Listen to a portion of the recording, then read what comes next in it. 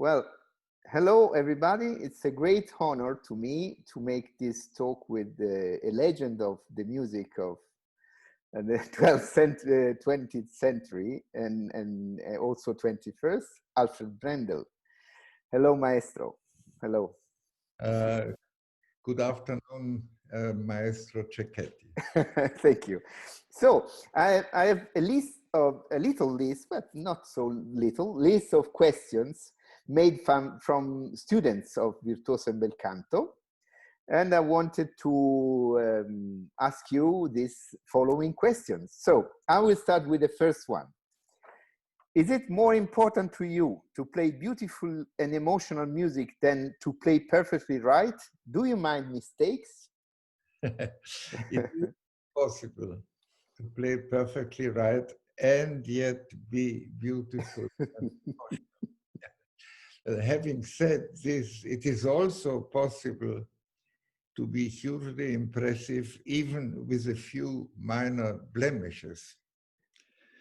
This was the case with pianists that I heard as a young man, Edwin Fischer, Alfred Cortot, Wilhelm Kempff. Today, the endless flood of recordings has made players and listeners more sensitive to technical inaccuracies. And radio stations and record companies like to publish live recordings because it's more inexpensive. In the generation of my grandfathers, there were only a few players who were always note perfect. And they were not necessarily the best musicians.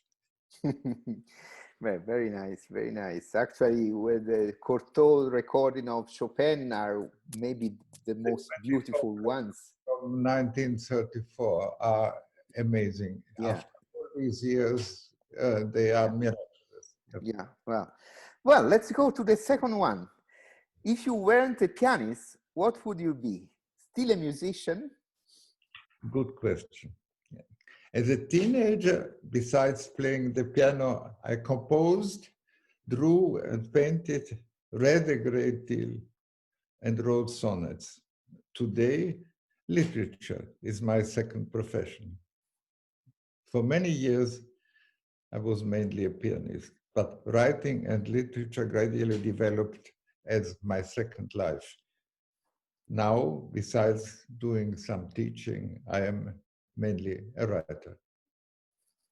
Okay, so very good. Another question. Do you have some important tips for practicing?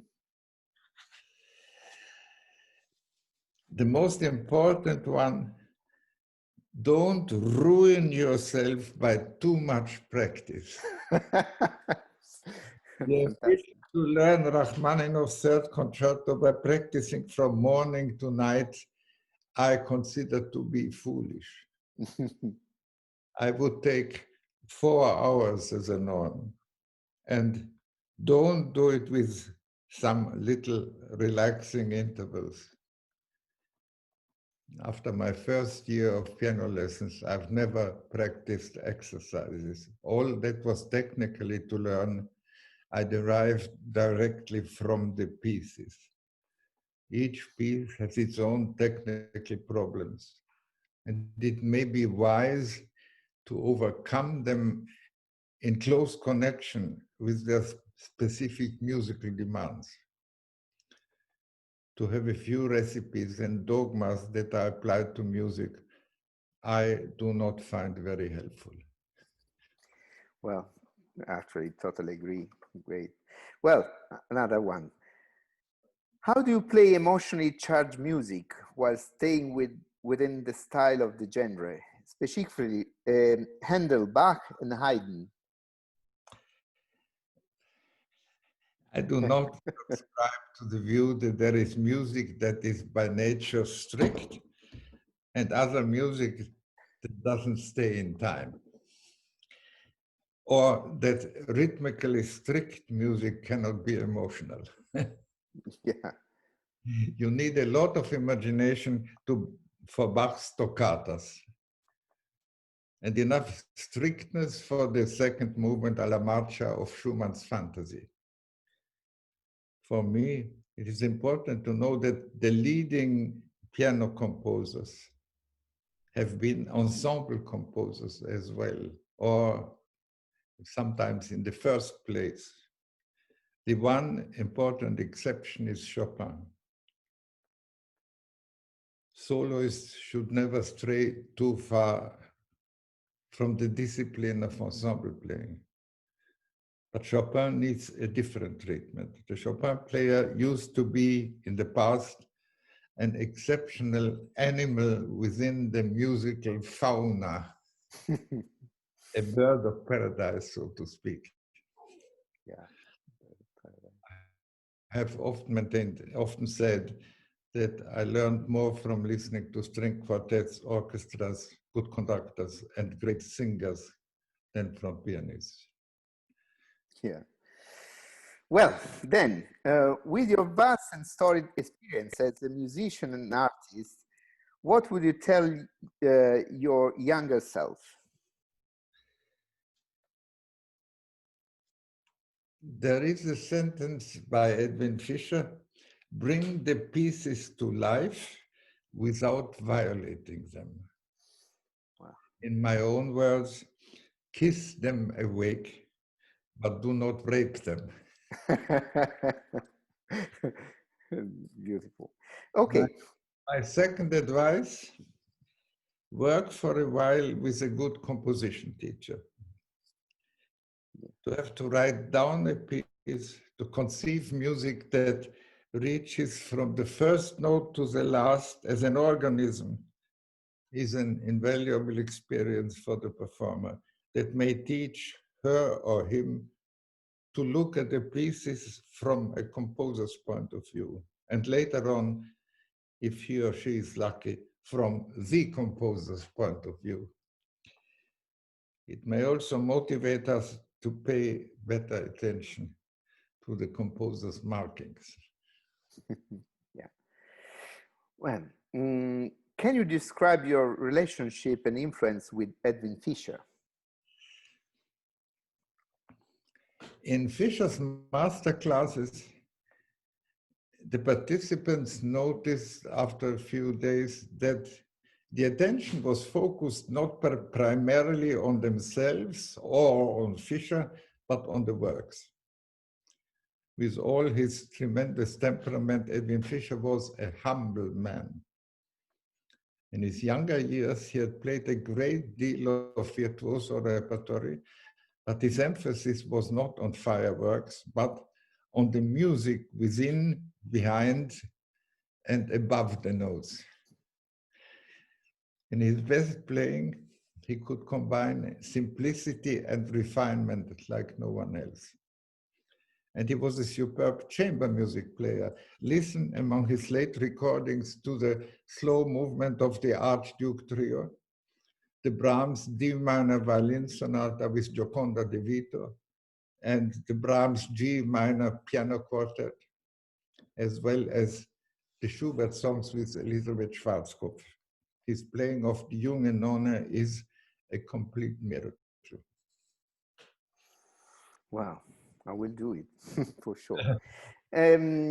How can a student reconcile the difference between perfect pedantic approaches to preparing repertoire and the musical spontaneity of a live performance? You seem to think that at home you are obliged to play in a pedestrian way, and in concert you let yourself loose. You would be well advised to rely on both at home and in the concert hall. Yeah, that's quite simple, in fact. Well, what is the best joke or anecdote that you have heard about Mozart? There is a poem in which Mozart is killed by Beethoven, who wanted to own the key of C minor exclusively for himself. You'll find it among my collected poems. Well, good. What was your impression of recording Franz Liszt's Weihnachtsbaum for the first time, and when was the last time you listened to that recording? How did you come to decide to record it? When I was in my early 20s, I was asked to record Liszt's Weihnachtsbaum suite by a small American company. I went to the National Library in Vienna and had the music photocopied. If I remember rightly, this was my first solo recording ever. I haven't listened to it for years. I hope some of it is good. As far as I remember, some of the pieces are ravishing. What do musical institutions and conservatoires lack in their education that you see vital or to a musician's development? I don't know anything about musical institutions. Since my 16th year, I have not been part of any of them. So excuse me if I don't have anything to say. What qualities do you believe constitute effective teaching practices and study practices?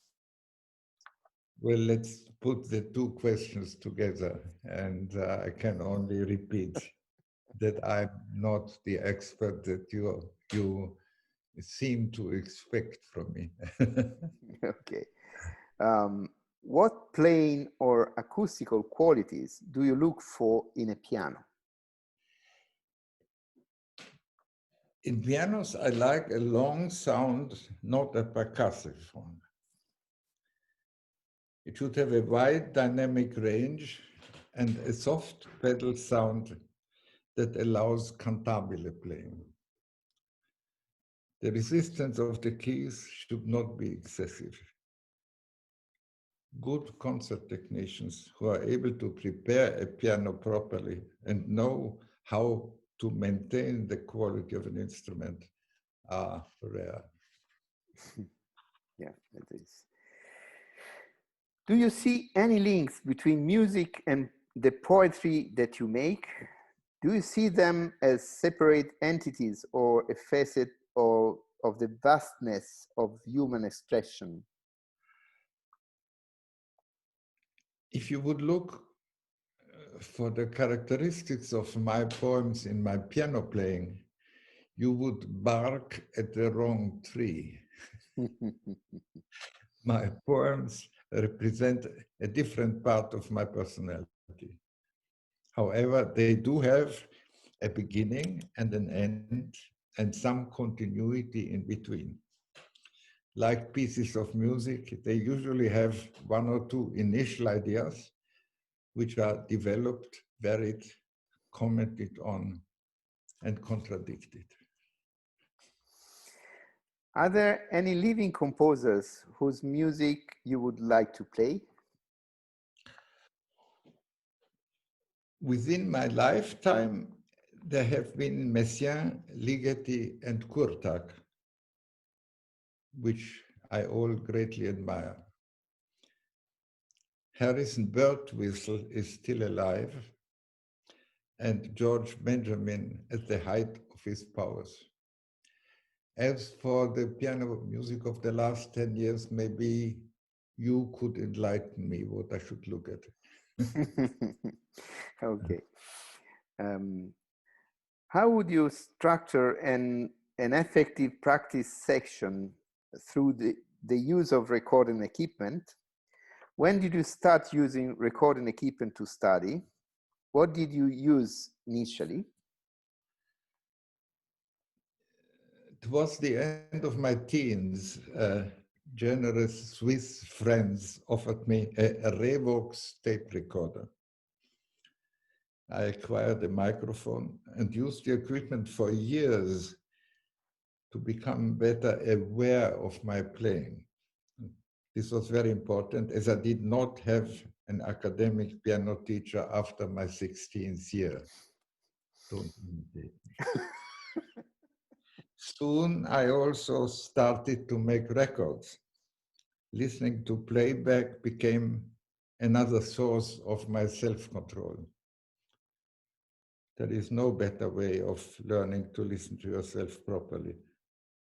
But it needs recording equipment that reproduces the sound really well, and a good piano. The Revox tape recorder still sitting in my studio. Very good. Do you think that post-war Vienna's cultural and musical environment had an influence on your personally? If so, how? When I moved to Vienna in 1950, important 20th century music that had been forbidden under the Nazis gradually surfaced again.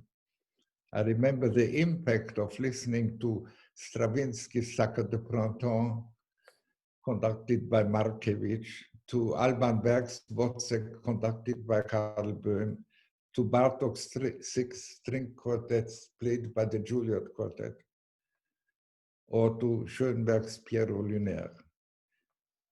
On the other hand, the official piano teaching favored an academic classicism. I was content working on my own and admiring Furtwängler's, Bruno Walter's, and Klemperer's conducting. Most important was the quality of performances of Mozart's operas. There was an incomparable ensemble of singers, including Schwarzkopf, Urinas, Seefried, Christa Ludwig, and the unforgettable Papageno of Erich Kunz. Well, last but not least question. Have you still not eaten a bagel? Yes, I have lately eaten one, but it was produced by Beethoven himself.